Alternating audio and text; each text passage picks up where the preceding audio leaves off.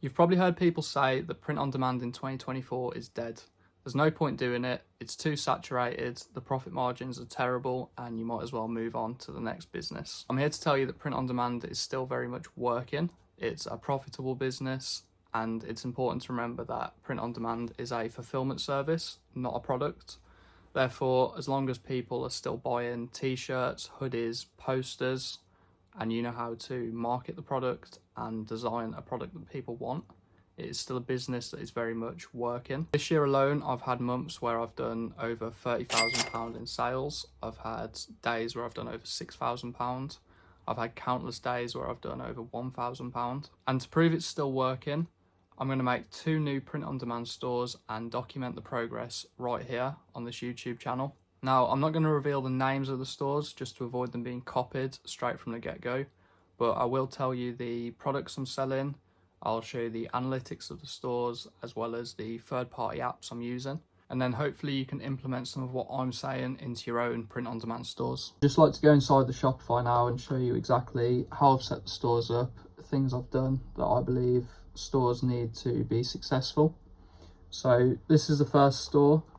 First off, ignore the store sessions. That was just me making sure everything works the way it should. So store number 1 will be a t-shirt store, and you might say t-shirts are saturated, too many people are doing t-shirts, and yet a lot of people are doing t-shirts, but you have to remember nearly everybody in the world wears t-shirts on a daily basis, and not only that, people own and wear multiple t-shirts, which means there's a lot of room for a lot of people to be successful in the t-shirt space.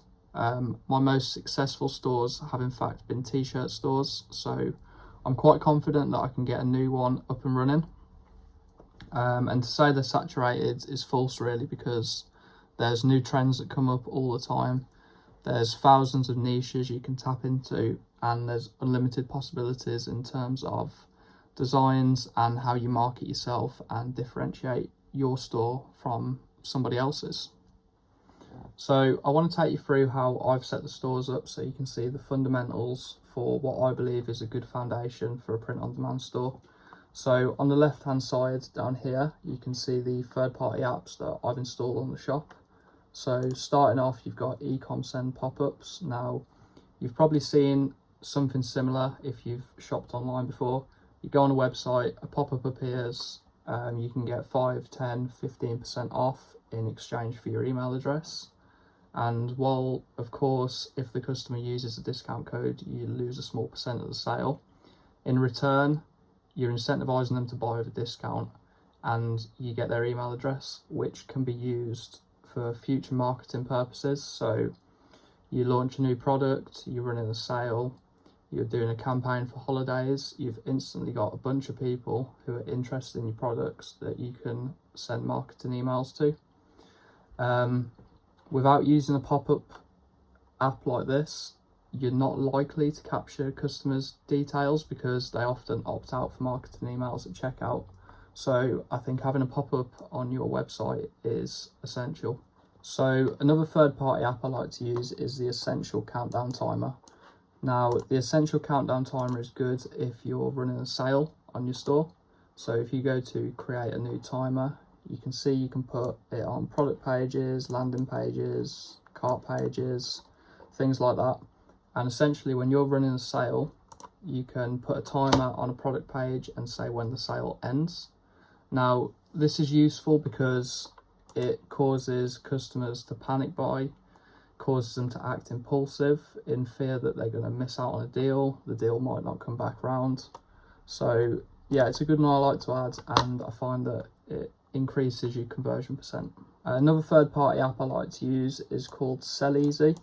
Now, Sell Easy is a upsell app, and you can create commonly bought together items on product pages. You can do it on cart add-ons, post-purchase upsells, things like that.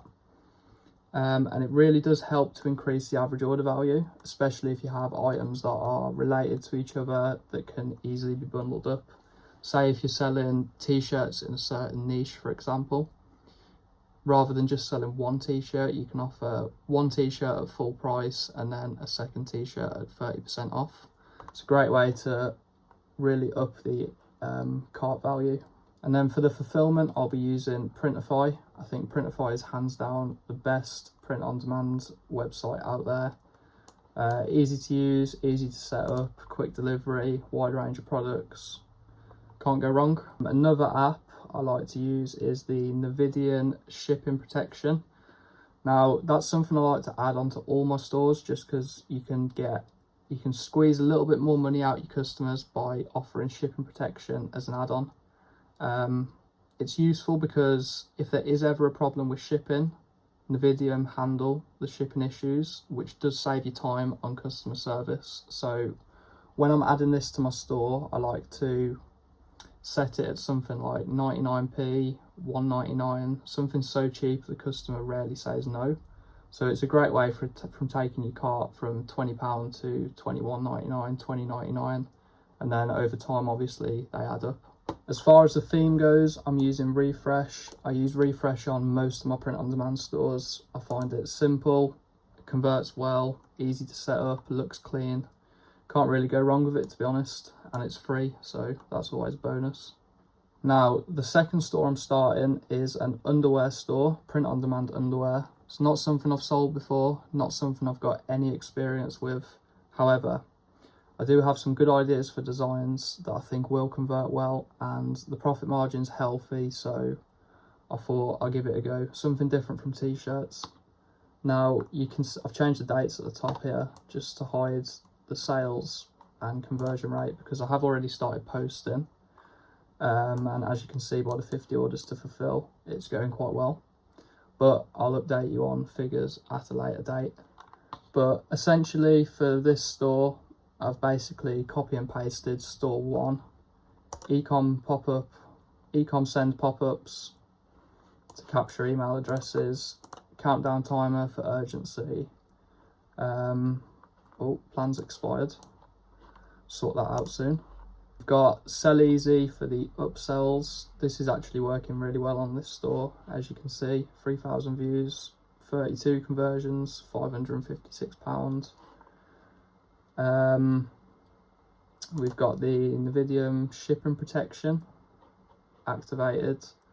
And then for this store, I'm actually not using Printify. I'm using Inkjoy.